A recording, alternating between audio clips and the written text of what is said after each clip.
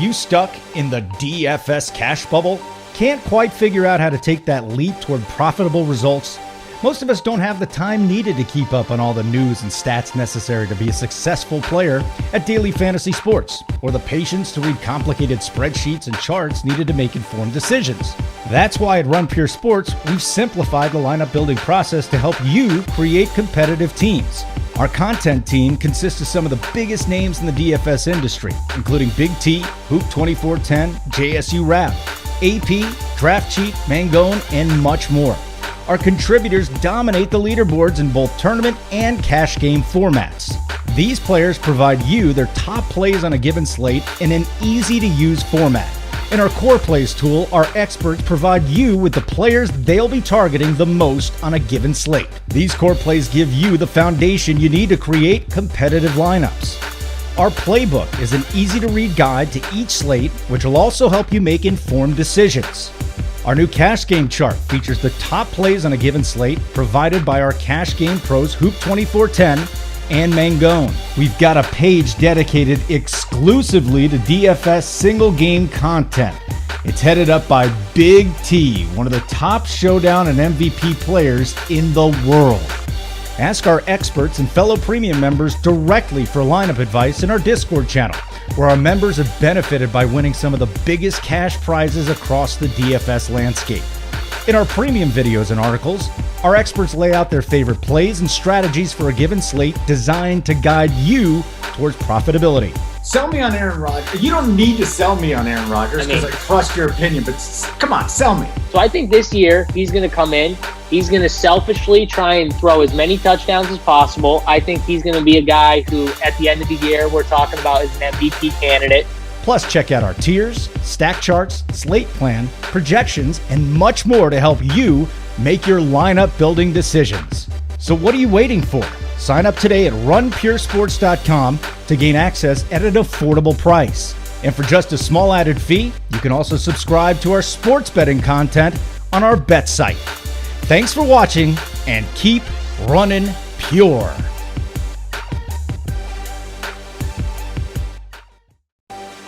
Are you stuck in the DFS cash?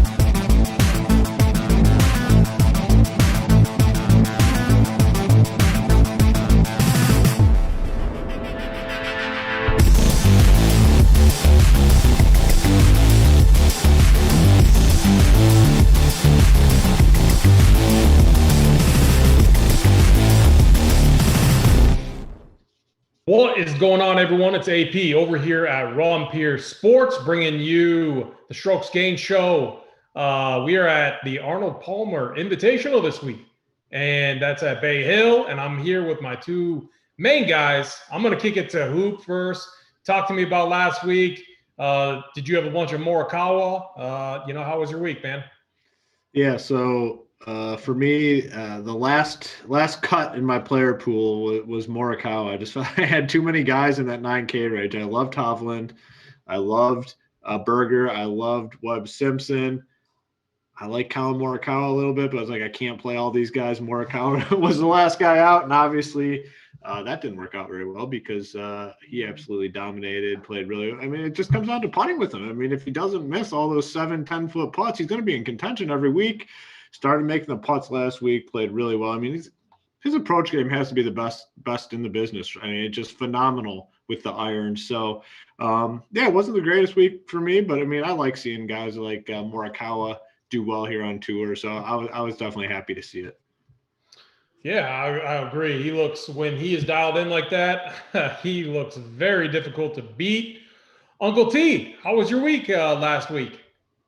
Yeah, good to be on with you guys again this week. Last week was a good week. I went pretty much all in, 80%. I went on Victor Hovland, had an outright bet on him as well. That didn't come through, but yeah, Hovland treated me really well. Had him, Sung J M, and Harris English, who did not do well in my core plays. So 2 of the 3 did fairly well. I'm in kind of one of them ruts. I know we're going to talk about it here in a minute with the heater Snyder's on, our boy Snyder over here at Run Pure. But 3 weeks ago, I was on Danny Berger a week early when he missed the cut on the number, won the following week. 2 weeks ago, I was on Morikawa when he couldn't make a 5, 6, 7, 8 foot putt. And then last week he won. So it feels like I've been a week early on a couple of these guys that have won, the last couple of weeks. Morikawa, you got to give him credit. 27 birdies he made last week on that course. So, it was fun to see. Morikawa is one of the, obviously the young rising stars in the game. And, I actually had him on one of my other teams. It wasn't on my main team. So I actually cashed pretty well there. I had a 6 of 6 get through. The problem was a couple of my guys that did make the cut on the 6 of 6 really struggled on the weekend. One named Kevin Kisner. I think he shot 80, I believe, on Saturday. And I kind of pushed him back down the, the leaderboard. So, but all in all, a real good week. Looking forward to breaking down the Bay Hill. Yeah, I agree, guys. For me, it was a good week. Another week where, I had some decent cashes. Actually just, returned my buy-ins, which, I'm fine with that. Coming off, a few weeks in a row of, 3 to 5x returns, I'm fine with that. Getting your money back is never going to complain about that. We tee it up again this week. We're doing so. Before I get into this week, please hit that like button. Please hit that subscribe button. We have a ton of good things going on over at Rumpier Sports. Like we just said, our boy Snyder is on a heater. Big T's on a heater. Our whole NBA team is on a heater. I mean, tonight was, right before the show, a little tilting, quiet. Leonard got scratched, and we had a bunch of different stuff going on with the NBA streets. But we'll keep it golf this week. And yeah, we're at the Arnold Palmer Invitational at Bay Hill. Uncle T, the things that I take away from this course is it's typically a second shot course. We're still on Bermuda. It's long. It's about 7,400 yards. We got 4 par 5s. And just looking at our past winners here, you can definitely tell that positioning off tee is going to be important. And then our approach to the green is going to be important too. Tyrell Hatton did very well. Francesco Molinari won here. Rory has won here. Mark Leishman has won here. Jason Day has won here. So anything that you would like to add about the course this week, things that you're looking at, stats you're looking at, types of golfers that you're looking at? Yeah, this course, it definitely is one of the longer, tougher courses as far as by PGA standards, maybe around 13th on tour. The course's defense, if you will, is if there's a lot of wind. Last year when Terrell Hatton won, I believe the winning score was only 4 under par. I think that was the highest score in quite a while at this course. They've been playing this course at Bay Hill for the Arnold Palmer since 1979. So it's one of the longer, running, tour events on the schedule. So, but no, as far as the course itself, I think the fairways are pretty wide. You can hit the fairways pretty easily. If you do make it into the rough, though, it's going to be it'll penalize you a little bit. So they'll have a little bit of trouble getting out of there. Like I said, 123 golfers this week. Again, you mentioned it, Bermuda greens. I think for me, I'm going to put a lot of emphasis on the par 5 scoring a little bit more than normal this week. All the par 5s are 575 yards or shorter. So I think how these guys do on the par 5s, I think they'll be able to eat, again, less the wind. And if the wind kicks up, it's different. But unless the wind kicks up, they should be able to do damage on these par 5s. And the interesting thing is the last 5 years, an international player has won this event. So, again, last week I keyed on a few Euro guys, Tommy Fleetwood and Tyrell Hatton and a few of those guys. Again, I feel like I'm already, the theme of my week this week is maybe I was a week early on the international guys, where I can go back and hop on board a couple of these guys this week.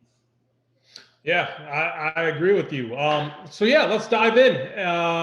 So how we do it over here on this show is we're going to go tier by tier. We're going to talk about the players that we like. We're going to finish it up predicting our winners, which I think we've done a pretty good job at this year. And so I'm going to kick it over to Hoop first. Hoop, talk to me about the 10K and up range. I think we got five golfers in this range.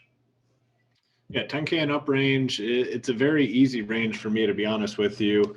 I'm going to take a very heavy stance on basically one guy and potentially fade the rest. And it's a guy I've talked a lot of shit about over the course of the last few months, and it's Rory up top. the difference here is, Rory typically plays in these super, super loaded fields. Okay. He's usually playing with all the best in the world. I don't think that's the case this week whatsoever. And if I look at these names at the top, like, to me, he's the only one that belongs up here. Yes, Bryson's had some good finishes. Hovland has had some good finishes. I'm never playing Patrick Reed. Hatton at 10K. I mean, he's the one guy I could be talked into a little bit, but for me, it's going to be a big overweight approach on Rory here for a couple reasons. One, the course fits him well. He's had success here. And like I said, I just don't think, this is a field that he typically doesn't play in. He's typically playing against the top 20, top 30 golfers in the world. This is one of the weaker fields that he's actually going to play in. He looked pretty good last week. And no, I'm not saying he's going to come out and win, but I don't think I need him to win this week. I think the winner could come from somewhere a little bit below this range. So if he gets me a top 10, I think I'm going to be happy with it. So I'm going to be very overweight on Rory. Bryson, I'll probably be off. I mean, man, just his game's so erratic right now. And the course last week kind of, pushed that along a little bit, because I love that course, by the way. Like, it was, if you played solid golf and you hit the ball well, you could score.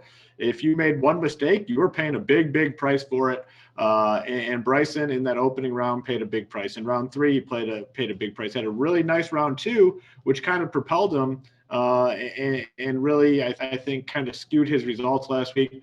I don't understand his mindset with this whole bomb and gouge thing. Like, the worst part of his game is his short irons. Like, his long irons are actually pretty good. His short irons are terrible. So why are you so focused on bombing it way up there and getting close to the green when your second shot is the worst shot that you have? Like, he's not good with the short iron. So screw him. I'm not going to be on him. Hovland, like I said, just too close to Rory. I'm going to be, more on Rory, never on Patrick Reed. And then, like I said, Terrell, Hatton is the one guy that I could be talked into. Last week, the guy you guys talked me into was Bryson, and that didn't work out so well. So if you're going to talk me into somebody, I expect better results.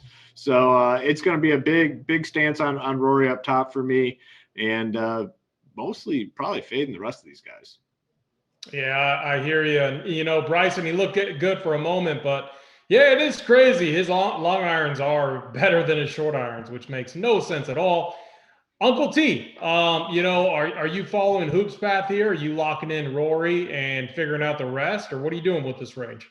Yeah, again, I didn't talk to Hoop pre-show at all about this, so it's always good to kind of get our thoughts live here. No, you guys are on the line. We need that little circle jerk, Jim. That's what we need. We didn't, but he took the words almost right out of my mouth. I mean, him and I have both, as we all probably have, most of this, first 2 months of the year, we've been off Rory, but for again, all the reasons Hoop mentioned, this is not a loaded field. You got a lot of guys taking off this week to get ready for the Players next week at Sawgrass. And, when you look up top on this board, it's hard not to go to Rory.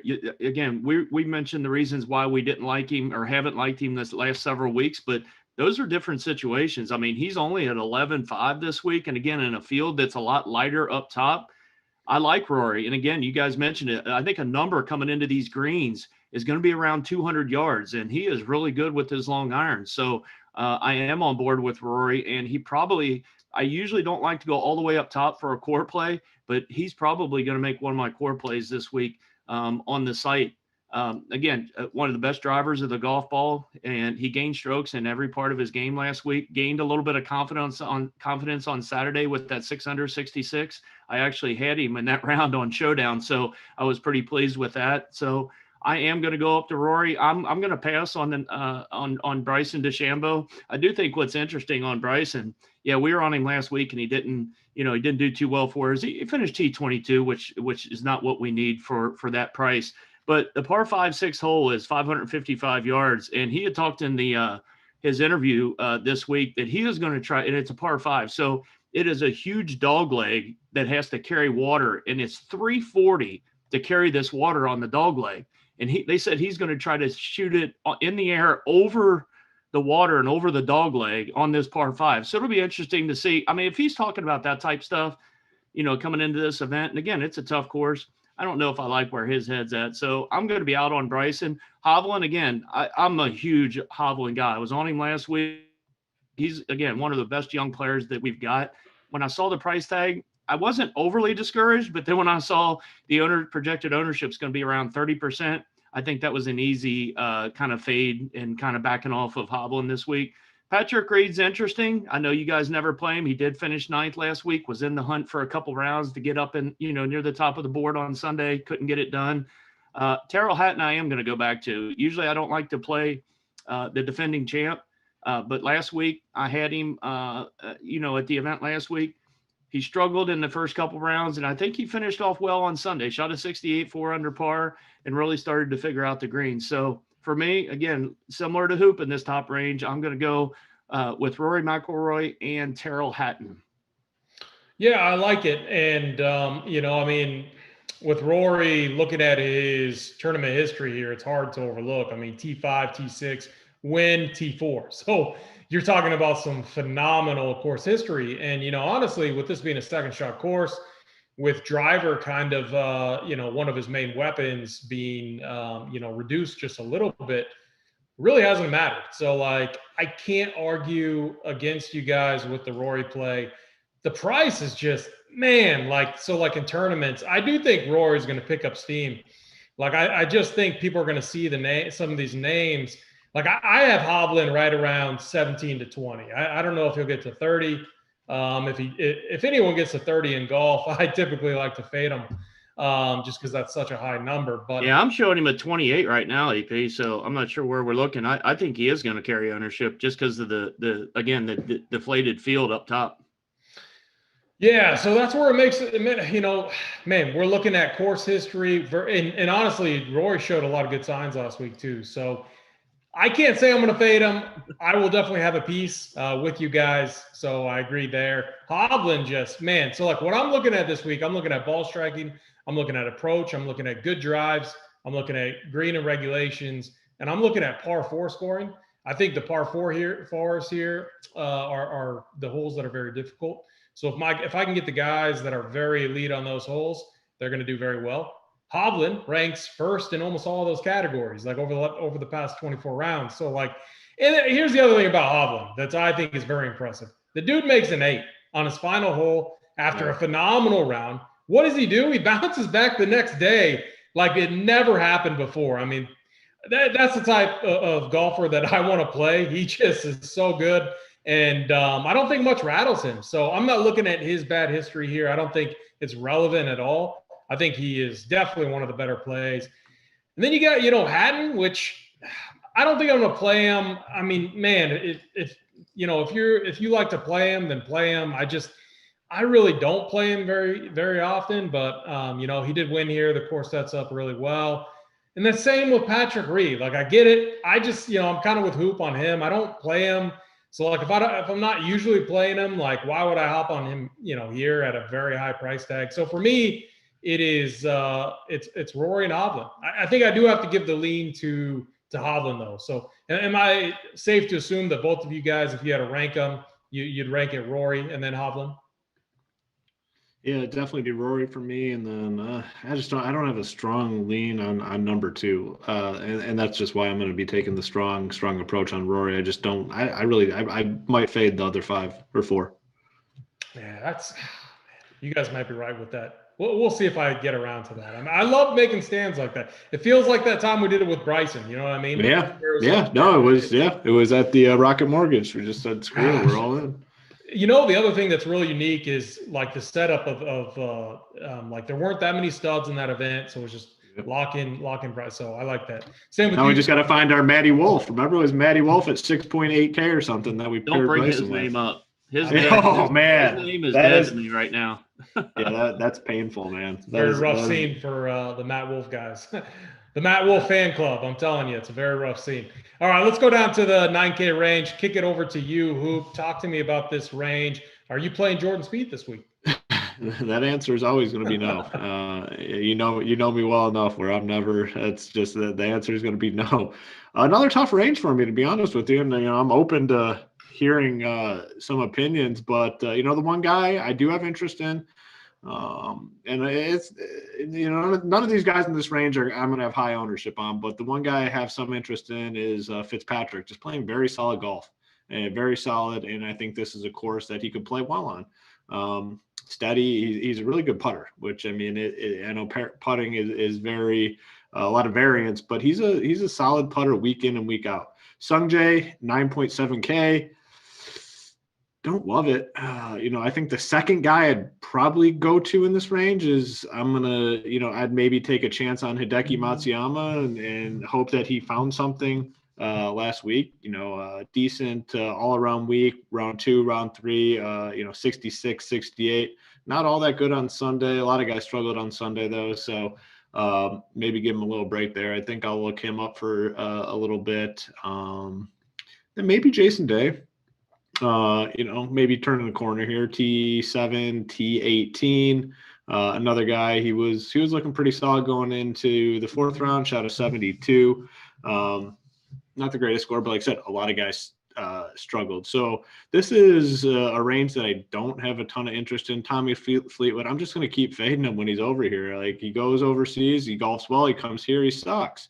No cut event last week, 44th, just nothing. Really got nothing going all week. I mean, I didn't see much of him on the telecast, but yeah, 75, 72, 68, 75. Like, no thanks. Like, I'm just it's like been a year now. It's been a year straight where he's been good over there. He comes here and he freaking sucks. So I'll be off him, but another range that I just don't really love. Maybe you guys can talk me into someone, but maybe a little Fitzpatrick for me, a little Hideki, maybe some Jason Day, but another range that I don't love all that much. Yeah, the only, so like I got to comment on Tommy Fleetwood just a little bit because I agree with you, but like his problem all of, post-COVID 2020 was his approach game. Like, his irons sucked. That wasn't the case last week. His irons were bad. His putter sucked. His putter was terrible. So I don't know. I hate that I'm trying to talk myself into playing him because I'm with you. He has not been good at all. But man, I'm such a sucker for playing that guy. But Uncle T, talk to me about this range. Are you on some of these guys like, Sung J.M., Fitzpatrick, two guys that honestly should be a very nice ideal course fit? Yeah, let's start at the bottom since you just talked about Fleetwood, and I was on him a little bit last week. Wasn't a core play, but I definitely like Fleetwood. And you're right, he just couldn't, get it done. But he comes in this group at 7% ownership right now. So if you're going to buy back in and you're going to want to play again, Rory, Hatton, and AP your case, some Hovland, and this isn't the greatest range, you could get Fleetwood at 9K there. And again, he does have 2 top 10s his last 4 trips to Bay Hill. So, and he typically plays fairly well in Florida. Again, I know last week he was 44th and disappointed a little bit, but when some people like to kind of get off guys because of that, and I know Hoop, you got your reasons why, and I don't disagree with that. But like last week, he wasn't popular, but again, I know I had him and he was kind of gaining some traction and disappointed. I don't mind maybe going back to him just because of the low ownership. So I do have some interest in Tommy Fleetwood this week. But as we go back up to the top, I agree with you on Matt Fitzpatrick. I played him a couple showdowns last weekend and he treated me well. He just seems like he's playing really solid golf and actually probably one of the more safer options up here, in my opinion. He does have that elevated price tag, $9,800. I can't really recall the last time, if at all, he's ever been that high. But again, it's relative to the field. And again, 11th, 5th, 17th, and he's got 2 top 10s the last couple of trips here. What's not to like about Fitzpatrick? But my main guy this week, and it's like that almost every week for me. I'm going to keep riding Sung J.M. I know that the results, have been so-so. They're in that 15 to 25 range as far as his finishes. He's got a pair of top 3 finishes here the last couple times out. He's a really good iron player. It's just a matter of getting hot with the putter. I am going to go back to Sung J.M. this week at that 9,700 price tag. And I'm just not playing Matsuyama anymore for a while. He's on kind of my Rory list from the last several weeks. He just doesn't do anything. I know he finished 15th last week, but I don't know. I think there's something off in Matsuyama's game. I know last year Next week we got Sawgrass, and not to get too far ahead of ourselves, but at the Players, he finished he shot an 8-under round the first round at Sawgrass last year, and then all the COVID stuff hit and they canceled the tournament. I'm only saying that just because I know he typically plays this well, this good this time of year, and obviously plays good at Sawgrass next week, but I'm going to pass on him. Jordan Spieth's making his first trip here, and while he's been playing good of late, I just, again, still for 9,300, I don't feel like I want to go there. I am interested in Jason Day and Paul Casey. Paul Casey is a guy that, hasn't played a ton over here in the States, hasn't played this tournament since 2017, but he's got 3 top 8 finishes his last four times out. And again, he's typically a guy, I got him at 17% right now, but really slow, steady, plods along, you know what I mean? A good course fit for him. So I do have some interest in Paul Casey. Jason Day is just a guy that seems like he's a boom or bust. I've played him a lot recently, and it really hasn't come through for me. He has all the talent in the world, obviously, but just hasn't been able to put it together the last several months. Yeah, the more I look at this, okay, so I'm not trying to go back to the other range, but when you look at Rory, look at all the events he's played recently, they've been stacked fields where, man, you got 20, 25 guys who potentially, could win that. If you're Rory, your game is getting better. You look at this field, you're like, okay, it's me, it's, Hovland, Bryson, maybe Reed. But I mean, who's his competition? This field drops off very quickly. So I just wanted to just go back to that point. I think I'm with you, Hoop. I think that's a very, very sharp move this week. And that's going to, force you to fade. I think, I haven't messed around with any builds yet, but it's not like you can play Rory and then play multiple guys 9K and up. So it's going to force you to make some decisions, which I think will be key this week. I don't know. Our boy, Mr. Wierenski, 6.1K. He could make it happen. There we go. He's good too. No one plays him. You're right, man. He is good. This is a good course for him too. I think there's some guys down in that 6K range this week too. We'll get to here in a little bit. I agree with you. So for me, Fitzpatrick, here's the thing. I looked at him and I'm like, ooh, he's such a good play this week. Dude, he was 7,400 2 events ago. Now we're paying 10K for him. I mean, Sung J M, good course history here, obviously, but he didn't do a ton for me last week. Hey, he's fine. But if I'm going Rory, I'm probably going to have to make some other decisions. So if I do go that route, I would probably end up being lower on those 2 guys. I'm not playing Hideki, not playing Spieth. Do have some interest in Jason Day. And then, Casey, he's fine. He has been playing a little bit better. So it comes down to the putter with him, which is just so hit or miss, but the ball striking is going to be there. So for me, it's probably Jason Day. I do think he has some win upside. He's won here. It looks like the back issues maybe are a little bit better. And look, if he withdraws one more time at this event, they're never going to invite him back. How could you be invited back? I mean, how pathetic would that be? So I'm going to leave at this range. My number 1 guy is Jason Day. Who's your one? I'm going to go Fitzpatrick, and then, like I said, maybe a little Hideki, but, another area here that I'm not too fond of. Uncle T? Yeah, Sung J.M. is number 1 for me clearly in this group, and it's actually by a decent margin. And then I'm going to take a shot on Tommy Fleetwood as my second guy down there at 9K. Gotcha. Before we go down to the next range, actually, Hoop, talk to us, since I believe this was your idea, but the free ticket giveaway, talk to everyone about what we're doing through NBA All-Star break and what we're trying to accomplish. And we're going to give more tickets away. So yeah. A few weeks ago on the show, we decided that we're going to do a ticket giveaway. We ended up giving away, I think it was 3 $600 tickets to the DraftKings NBA contest. That was that night. And, it was basically, if you signed up for the site, a monthly package, you punched in this promo code and you were eligible. So we gave 1 ticket away that way. We gave 1 ticket away to our current members. And then me and Big T just got so excited about giving tickets away. We said, screw it. You know what? We're going to give a 3rd away.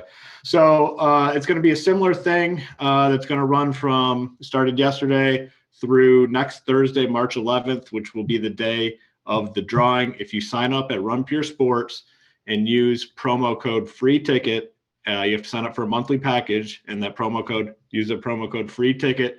You go in a drawing for DraftKings, whatever the contest is that night. Usually it's a $600 contest. So you'll be eligible to win a ticket to the DraftKings $600 NBA contest for that night. The drawing will be live on the show. We'll get your information. We'll get the ticket sent to your account through our DK rep.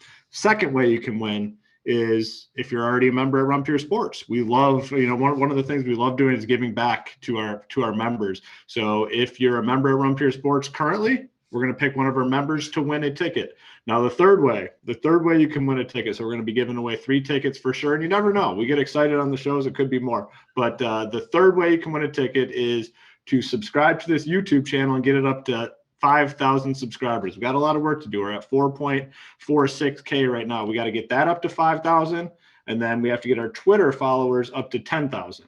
A lot of work in that department. We're like 9.2, but we got a whole week to make it happen. We'll give away that third ticket on the show, and it'll probably just be somebody from the YouTube chat. So a random person, basically. So those 3 ways to win: sign up at runpuresports.com for a monthly package, use the promo code free tickets. The second way is if you're already a member at Run Pure Sports, you're eligible. And then the third way, get our subscribers up to 5,000 on YouTube and then 10,000 followers on Twitter. Awesome. Yeah, well done. Again, accomplish all those things. A lot of opportunity out there. And look, if we keep the good vibes going, if chat's good, if our likes are all of it, we're gonna keep doing tickets. We love it. Because we want to see a ticket winner take down a 100K tournament. That is our goal. When we've talked about doing this, we would absolutely love that. That's what we want to see. So we're gonna keep doing it until that happens. But we got to make sure these other things are getting done to be able to give out those tickets. So with that, Hoop, I'm going to kick it right back to you. Talk to me about this 8K range.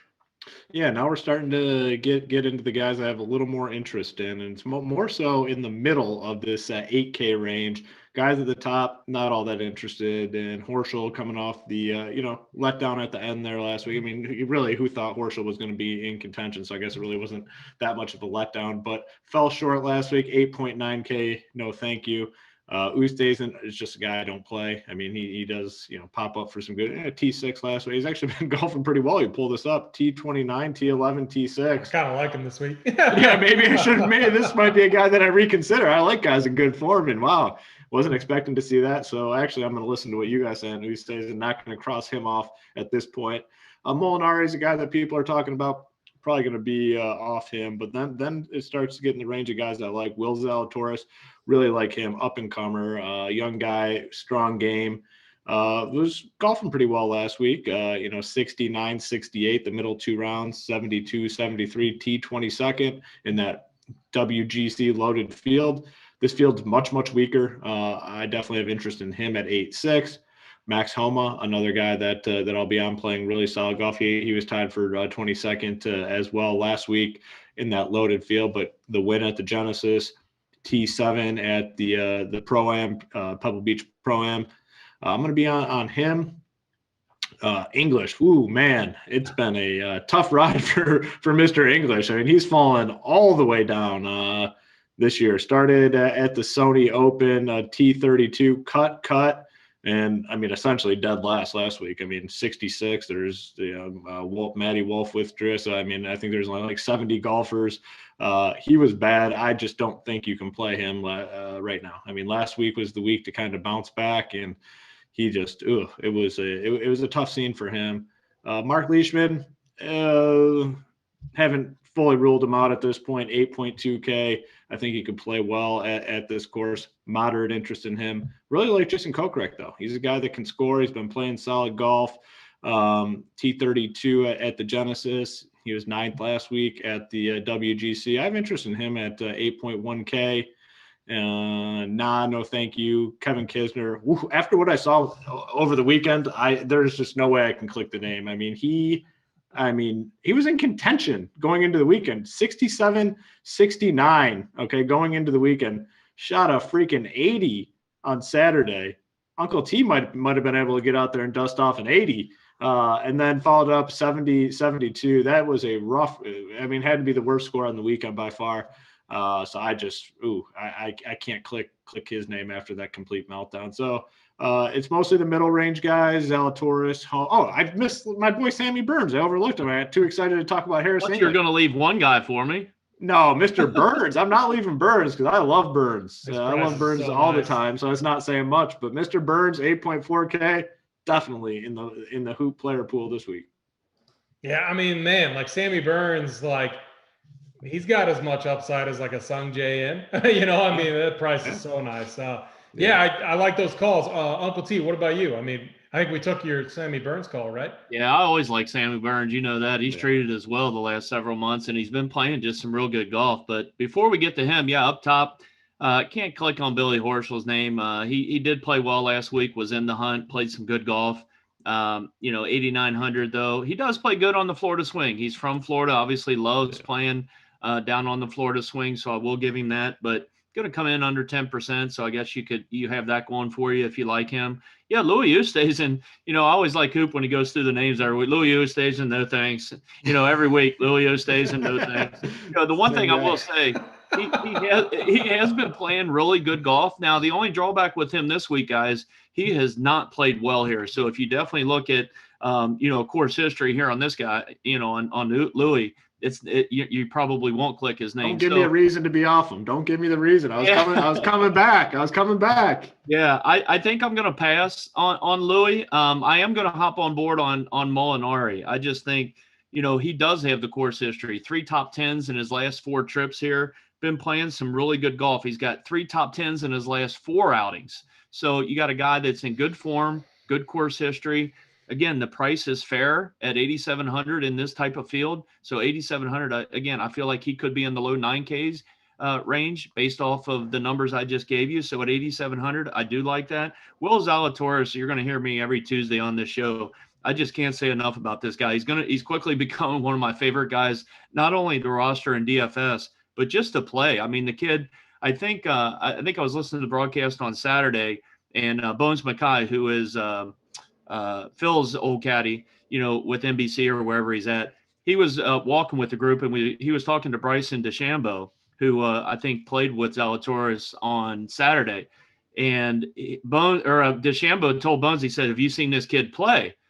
And he said, "No, just on, just around the, on the driving range." And he said, you're going to be in for a treat. This guy hits it just so pure and is going to be one of the up and comer golfers, on tour. So last week he finished his T22 and he lost 5 strokes putting. I don't think he's going to lose 5 strokes putting this week. So I am going to hop on board Zalatoris. Homa and Burns are interesting. They're both in that range where they've both been playing some real good golf. You can't side with both of them. I like Zalatoris and Molinari just above them. So I will have some shares of Burns just because he's treated me really good. Harris English, I just can't, I can't buy back in on him. He went through that great stretch at the end of the year. And this year, he has just been a totally different golfer the other way. So I'm out on him. Leishman's interesting. Great course history, has come and gotten into a little bit of form since that real bad stretch he had at the end of last year. And I think he's starting to turn it back around this calendar year. So I don't know what to do yet with him. Jason Kokrak's one of my favorite point per dollar players on the board. I think he's going to eat up these par 5s. I think he had 19 or 20 birdies last week on the tough course down there at Concession. So I do like Jason Kokrak. And Kevin Kisner, as Hoop would say, no thank you. Yeah, great breakdown. So, yeah, I agree with you guys on quite a few of these plays. Now, I'm not going to sell you on Louis Oosthuizen, Hoop, but I am going to sell you on Francesco Molinari. So right. What do they call him? The Italian robot when he was in his form, right?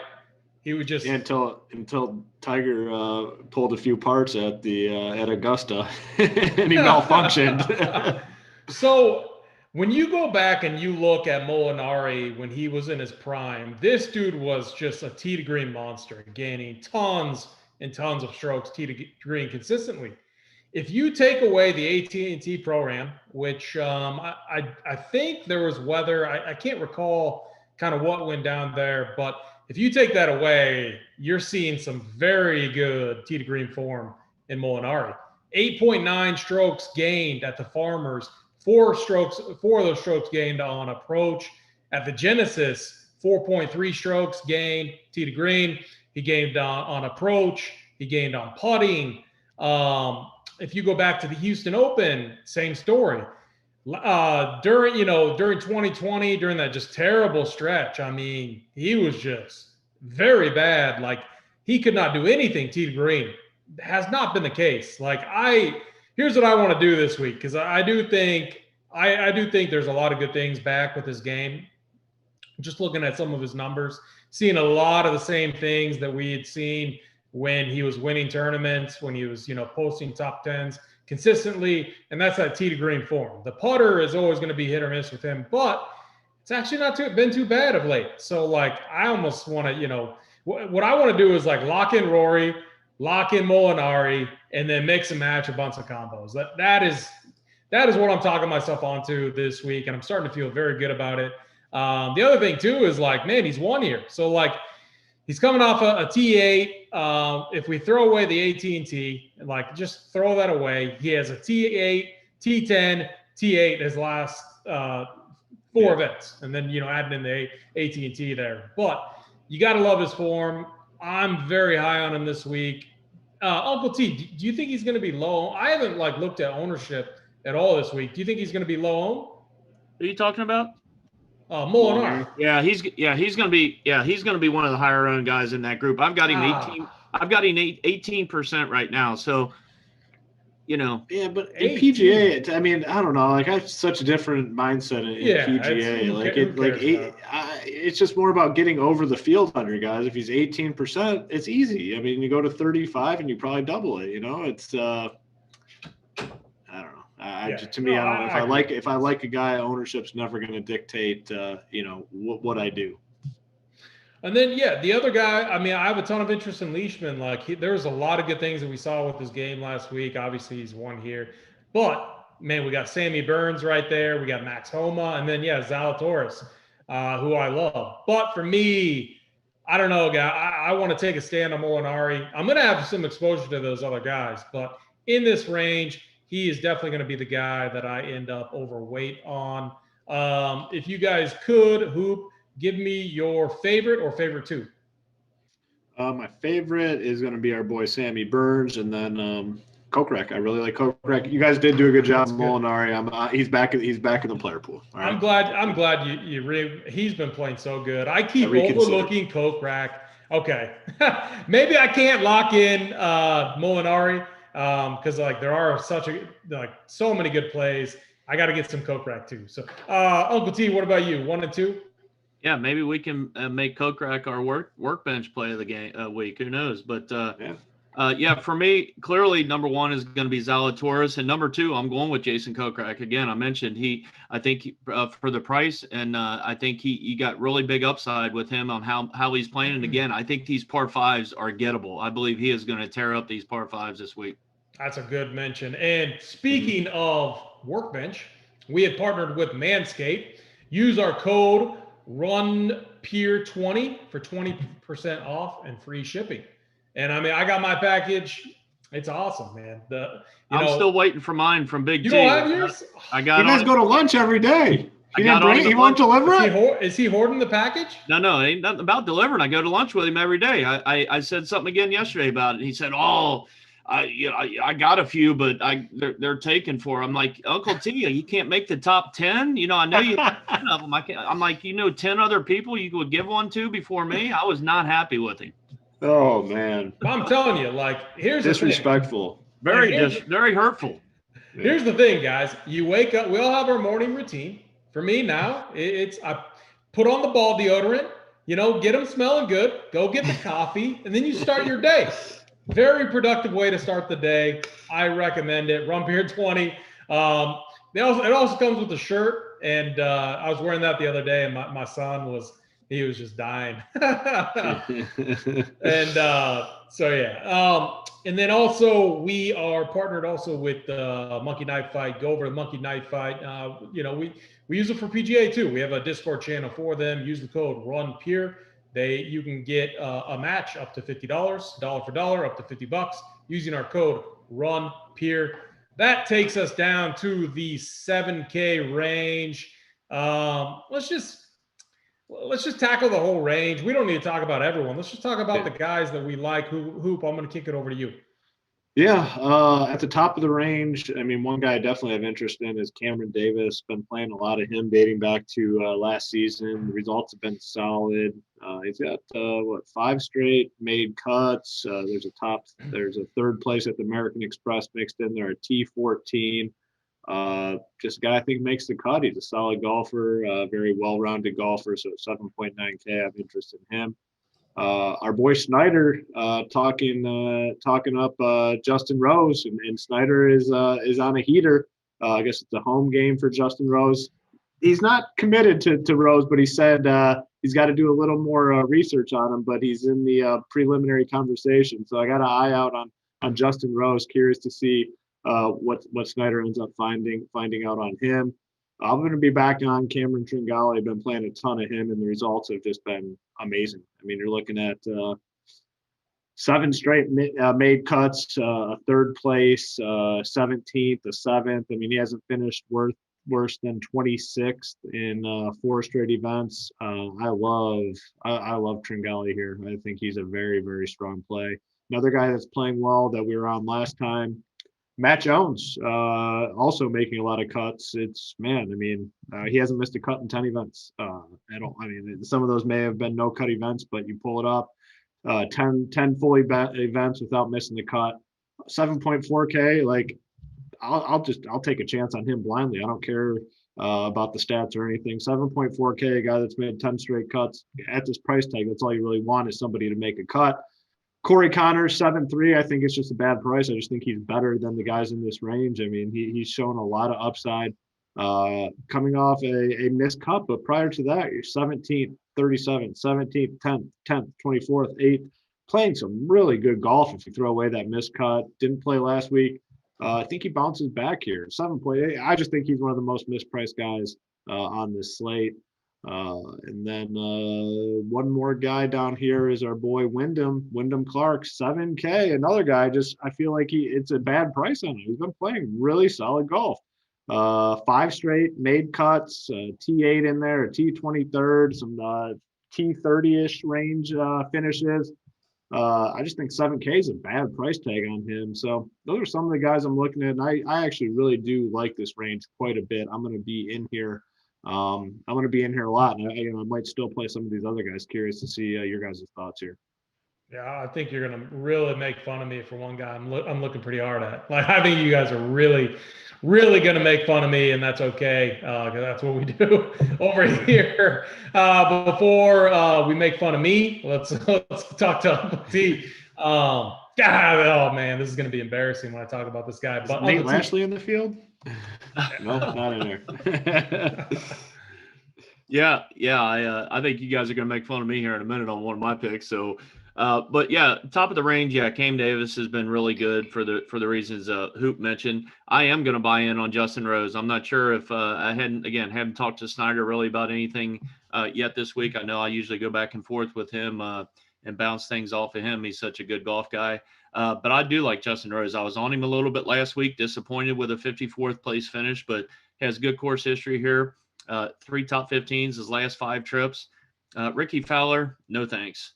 Cameron Trangali, I've been on quite a bit with Hoop. I mean, he's a guy that is just one of the safer options the last several months in DFS golf. Usually doesn't get in there in the top 10. I mean, obviously he doesn't have a ton of winning upside. He did finish 7th a couple weeks ago. But just a really good, solid golfer. I like the safety at 7,700 for Trangali. As you go down, Griffin, Lowry, Hoffman. I think Hoffman's way overpriced. Brandon Grace won the Puerto Rico Open last week, but I can't do it. He hasn't been playing very good golf leading up into that tournament, so don't like him that much. I love the Matt Jones call. He's another guy that I've been on a lot the last 3-4 weeks. And again, just a solid golfer, 11 of his last 13 cuts made on tour. The one guy I think you guys are going to give me a hard time about, and he's going to come in at 3% ownership right now, and I'm not sure why.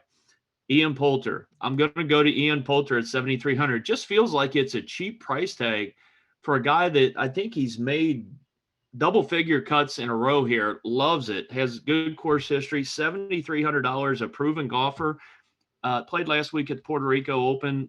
Is kind of a tune-up, if you will, for this week. So I like Ian Poulter. As you go down, my favorite guy in the 7K range by far is Corey Connors. I agree. He could be in that 78, 79, even 8K range. Again, relative to the field, no doubt in my mind, he is not a $7,300 golfer.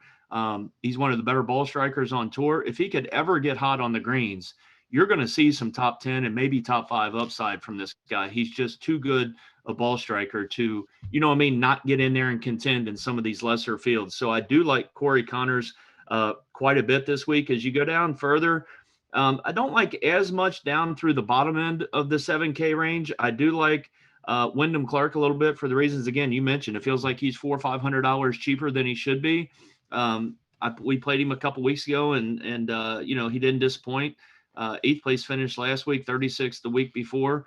The only other guy I kind of would maybe go to here is possibly JT Poston, but I don't think he's he hasn't been really providing a whole lot of good results. So it's a strong range for me, though. Again, Rose, Trangali up top. I like me some Matt Jones, Connors, Poulter, and Clark down towards the bottom end of this range. Yeah, I like those calls. Rose, he's kind of always a guy I've been a sucker for in the past. And every time he always disappoints. Such a good ball striker, but, his game just seems – it's like so hit or miss lately. Do you guys know, is he still messing around with like different clubs and stuff? That was part of his problem. Yeah, I'm not too sure, but yeah, that was definitely part of the problem. Didn't he use like kind of some off-brand irons for a while? And it was like last week was such a good test, like for who's a good ball striker right now, and he was not good. So like I got to talk to Snyder more because he was DMing me about it too, and all about how he likes Rose and stuff. And he originally wasn't on my radar at all, but Snyder's been such on a heater that I had to give it some consideration. But all right, so like this guy's usually an always fade. Ricky Fowler. 7,800. Okay, so hold on, guys. Please! I gotta turn the you can volume mute down. me. I gotta turn the volume down. You can go ahead. We'll mute. Just give us the thumbs up when you're done, okay? I got you. Coming off a nice finish, 20th place. It's just another one of those things where if you're Ricky Fowler, you've really been struggling with your game. You look at this field, you look at your course history. He hasn't missed a cut here in forever. T18, T40, T14, 12th, T29. Obviously, he knows the course. He knows his place really well. It's more about what he's been doing. So at least he's hitting fairways now. His driver's been much better. His approach game still sucks. It's really bad, which is definitely a concern. But we're getting a nice discount on him. I do wish he was a little bit cheaper because we got Lanto Griffin right under him, who I think is probably a much better play. But I don't know. I think Ricky's going to be hopefully very low owned. He's a tournament play only. He's not good. He's always been an overrated golfer, but he does have wins under his belt. He does have some win equity. Definitely a risky play. He's on the radar. And he's just in that range where it's like 7,800. Like, I think he makes the cut here. He always has. He knows the place really well. So can I break in? You can. Yeah, go ahead. Tear it apart. Wait a week and play him next week at the Players, where he's a former or past champion. Come on, man. You're piling. No, I'm not saying I'm playing him. I'm saying if AP likes to play him this week, just wait a week and play him at least where a course. I got a better idea. Find a golfer in the same range. We'll do an outright bet on it. I like it. Let's just do that. Let's get him, Hoop. Let's go. I'm more concerned with like the great momentum we had going on the show, just great mojo, and then like a guy that is just always a consensus fade for us just got thrown in the mix. It's all right. I understand. Oh, no, I know it is funny. But, I mean, there are, I could get absolutely dusted. See, that's proof that this field is pretty bad when I'm going. Well, I will say, I mean, we've been talking just mad shit about Rory every single week, and now we're all talking about potentially just playing Ricky. Oh, man. Here's what's funny is, like, I'm high on it now, but I look, Cameron Trangali is, like, right below him, and he's been playing very good. We also have, like, Matt Jones. This guy has been an absolute stud. So, like, I haven't finalized my build. Like, what we're doing when we talk on the show, we're creating our player pool, okay? So, like, when it comes down to making my build, then it's like, oh, I don't need to play Ricky because I can play this guy, and it makes this guy fit. So, what we're doing right now is we're defining our player pool, and I'm just, I'm kind of intrigued by Ricky Fowler. Chad is all over AP about the Fowler call. Not liking it. See, here's the other problem is, like, I'll get very, stubborn and just I'll defend it even more. And that's the bad thing that will happen is then I'll lock him into every single build just to try and prove everyone wrong. It'll cost me a ton of money. Going down in this range, though, there are some other interesting plays. So, like, I know Siwoo was a guy that Coop was on.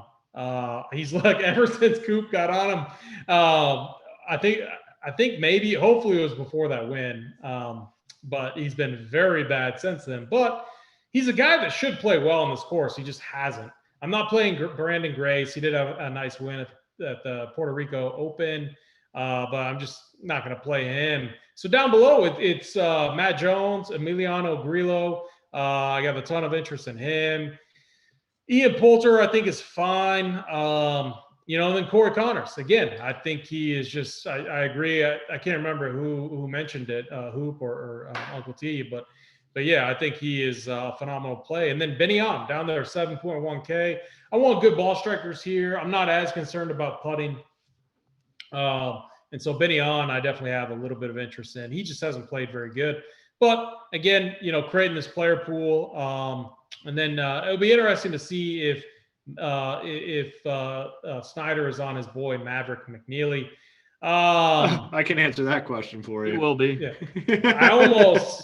I almost forgot Mr. Ham too. I thought he was 6,900, and luckily I went down a little bit further. But Wyndham Clark, 7,000. Definitely a guy I'm going to be on. He's been playing very well. The only issue is this dude is a monster off the tee. That's going to be taken away from him this week. So, again, he's in the player pool, but everyone kept asking me earlier in Discord, are we playing Mr. Ham? Are we playing Mr. Ham? I'm not as high on him this week just because I want that driver in his hand, and that's going to get taken away from him a little bit this week, I think. But I do have interest in him because he should absolutely smash the par fives here. And then, if you're looking for another ball striker, Keegan Bradley, his putter has been very bad, but he definitely is in play. Who are your 1 and 2s? 1 and 2. I like a lot of guys in this range. I'm going to say Matt Jones, number 1, and Corey Connors, number 2. But I mean, this is a strong range for me. Uncle T, what about you? Yeah, before I get there, you guys got chat pulled up. Big T popped in. He said to see the boys. He hears talk about Ricky, right back to hoops. See? I'm going all in then. Yeah. No, but for me in this range, it's Corey Connors, number 1, and I'm going to go Justin Rose, number 2, at about 6% ownership, Justin Rose. All right, so, like, what's the difference between Justin Rose and Ricky Fowler? Justin Rose has been dog shit, man. A lot. He's been terrible. Fowler, what do you mean? What? That could be the bet. Rose. Okay. There it is. You guys got a natural one right there. Rose v. Fowler. All right. So Justin Rose, T54, cut. T23, T17, T52.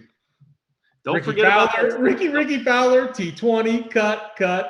Don't forget about that second place finish 2 weeks ago by Rose. Oh, overseas? Hey, it's golf. Yeah, those courses are way easier. That doesn't count. Rose versus Fowler. See Tommy Fleetwood. Watch. All right. So what happens if they both make the cut? We don't get invited back to the show next week. Yeah, that could be a problem. It's going to be Mango. Can I throw a guy in the mix here just so we can have something for next week? Like the loser has to do something. Yeah. Let's just make it a friendly I'm not eating one. no chips, though. I'm not doing that thing Holden did. I'm not doing a chip either. I feel so good. Like I'll get naked on here over doing that. Throw Trangali in there, your boy. Oh, that's too easy. He's going to smash them. Can I get like all right. We will give Hoop Tringali the cash play. No. I don't even want. I want someone. I'm gonna go way lower. All right. I'm gonna pick someone way lower. Can I have where? Give me Werenski against those two. What? 6.1K. I want Werenski. Wow, you're feeling frisky. Werenski's pretty good. So yeah, for me, Uncle T, did you give your Rose is your 1 or 2? No, 2. I had Corey Connors as my number 1. Gotcha. Rose 2. Perfect. I'm going to say Matt Jones, and I got to go with Ricky. It's painful. He's probably already on the fade list, but that's what I'm going to go with. All right, let's go down to the 6K range. Actually, I have a lot of plays that I like in this range. I think it's going to be really interesting. But this is going to be the range. If we're locking in Rory, this is going to be the range that gets us home. So let me kick it over to you, Hoop. Talk to me about this range. Yeah, it's a lot of guys. I agree with you that are definitely in play. I just think some of these guys down here are just too cheap compared to the rest of the field. I mean, it's not the strongest of fields. And you come down here and you got some reasonable options, which, sometimes we like this 6K range. Sometimes we don't. This is a week I think you can definitely come down here. Just to name a few of my favorites, Sebastian Munoz, a guy that was playing really well at the end of last season, fell apart for a while, starting to trend in the right direction. T43 at the Genesis, the T2022 last week, no rounds, over 72. And that was saying a lot on that course. That was a dangerous course out there, some big scores. So I think he's trending in the right direction, 6.7K. I like him. Man, I want to say Charles Howell III, but the results have been very bad. Very popular at the Genesis, opened up with a nice 79. The week before that at the Farmers, opened up with a 80. This guy can't get out of the first round. Yeah, definitely not playing him now that I clicked on his name. Going back to some of our favorites, Doug Gim, 6.6K, definitely will be on him. My boy Nick Taylor, I love Nick Taylor. One little blip, had a missed cut at the Waste Management, but followed up with a cut at the made cut at the Pebble Beach Pro-Am, T20 at Genesis. 6.6K, definitely playing him. Coming down. You got to keep going. Werenski is 6.1K. 6.1K. You think I'm not playing Werenski at 6.1K? You're crazy. So I'm definitely on Werenski. A lot of guys here, though. I mean, I'll definitely play some more dudes down here. Those are just a few that kind of stood out as solid plays, but a lot of options down here. Yeah, I like that. Ever since you mentioned Werenski, I've been tailing and I've not been disappointed. And that's all you said. You're like, we play this guy and he just doesn't disappoint. And he hasn't. So I love that call. Uncle T, kick it over to you. Yeah, I agree. There's a lot of guys under 7K. In the last couple of events, it's been a little bit light on, our player pool underneath 7K. This week, I think you can make the case for probably 7, 8, 9, 10 guys that you could filter in some lineups for sure and feel pretty good about yourself. Love the Werenski call. He's a guy all the way down to 6,100. Why is he not like 66, 67, 6,800 in this field? Definitely a misprice. But as we go up to the top, Matthew Neesmith, Zach Johnson, and Eric Van Rooyen. I like all three of those guys up top of that range. Zach Johnson's got great course history here. You don't need to be super long off the tee. It helps, but big fairways, he's going to be able to hit almost every fairway. And then it's just a matter, he's got a pretty good approach game. So I like me some Zach Johnson, which is rare because usually I don't have him in my player pool, but like me some Zach Johnson. Again, Eric Van Rooyen, I just think he's too good a golfer. I know his results haven't been great the last 3-4 months, but I just feel like this guy is talented and just hasn't put it all together for 4 rounds in a tournament yet. I think that's coming. So I like me some Van Rooyen. As you go down, you got a couple of course history guys in Keith Mitchell and Lucas Glover. I don't know what to do with them. Again, I I wouldn't feel terrible about playing those guys. Again, good course history. You got to hang your hat on something with these guys in the 6K range. Charles Howell III, definitely no thanks. He's usually a guy we play early on in the West Coast swing and even into the Florida swing. He just doesn't have it this year, so there's no way I'm going to Charles Howell III. I don't mind the Gim call and Nick Taylor. I'm going to go down just a little bit further, though, and where is he here? Sepp Straka, I don't mind, and even Rory Sabatini at 6,300. I mean, again, you got 123 golfer field this week, so more guys are going to make the cut. You know what I mean? It's not a 154 player field, so I think you can take a shot on a lot of these guys. And AP, our guy Sung Kang sitting there just waiting for us to take again. He's got a pair of top 10 finishes the last 2 trips here. So Sung Kang at 6,300, sign me up for a share or two. Whew. Talk about Dusty. Oh, man. So, Sung Kang. Like, here's the thing with him. That round where he got the brunt of the weather, he didn't care. He literally packed it in. He shot like an 80-something, 84. Like, it was very rough to watch. But one of my favorite plays in this range, our guy, Mr. Huge Rod, Patrick Rogers, 6,800.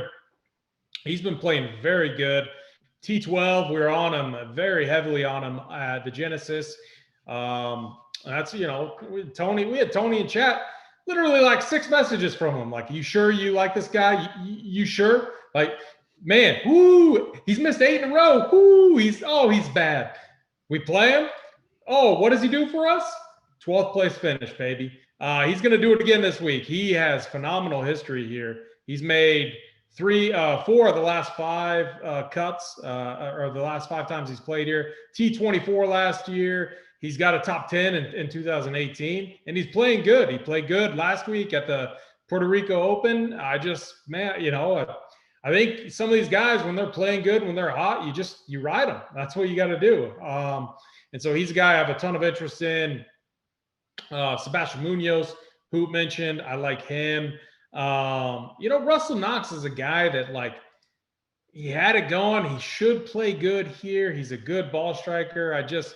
I never seem to get him right, so I'm not sure what I'm going to do for him. A guy I do know I have a ton of interest in is John Huh. He's treated us really well, 6,600. These are all guys that I think could, like, outperform our Justin Rose and our Ricky Fowlers. They're just playing better golf right now. Doug Gim, 6,600. Like, Doug Gim could be over 7K here, and he would still be in play. Like, he's been playing very good. He missed the cut at the Genesis, but outside of that, he's been very good. And then, I think the further down you go, one other guy. So Steve Stricker, 6,400. He's actually been playing very good. And he's coming off a T3 finish at the Cologuard Open. It's a real event on the Champions Tour, the Cologuard Open. You guys have heard of that, right? Instead of, like, getting a finger up your butt, that's where you take a shit and you send your poop samples in, and they check your see if you have colon cancer. Come on, Uncle T, you ever heard of that? Don't be bashful. Hey, don't be bashful.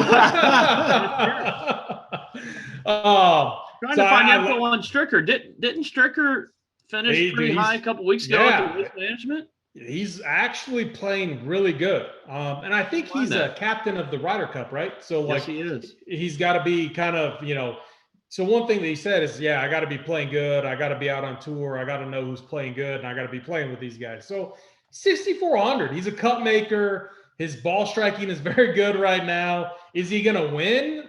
No, but, can he get us a top 20? I think he has upside in a field like this for sure. I think he can do that. So if you need an anchor, I think he's fine. And then, I like Rowinski. I think I'll play Rowinski over Kang. I will say, I don't think I can do it. Thing about Sung Kang is the last 2 seasons, he was a much better form. I think he won an event each of the last 2 seasons. So he had much better form coming into an event like this. So who was the guy that you said made 4 out of the last 5 cuts here? Who was that? Patrick Rogers. Rogers. Okay. I like that call. Yeah, he's been playing very good. Good iron player, a long hitter, but a good iron player. And you ride him when he's hot, and he's hot right now. So, and then, so for me, it's John Huh and it's Patrick Rogers in this range. Did you guys give your 1 and 2? Who? Whoops. Number 1 is going to be, I mean, come on, you know who my number 1 is. Werenski at 6-1. And then I'm going to go Sebastian Munoz. I'm going to be rooting for him to beat Rose and Fowler, just because I'm going to play Werenski too. I mean, if I'm locking in Rory, if you go Rory Werenski, you're sitting good from a roster construction standpoint. So I like that route. Uncle T. Yeah, I'm going Eric Van Rooyen, number 1 in this group, and then I'm going to go Zach Johnson. I just feel like Zach Johnson, again, he's a guy that kind of every once in a while will pop up and have a good tournament, and I think this is the type of course that he can play well, and again, maybe not win, but I think he can contend up there for a top 10 or top 15 on a good week.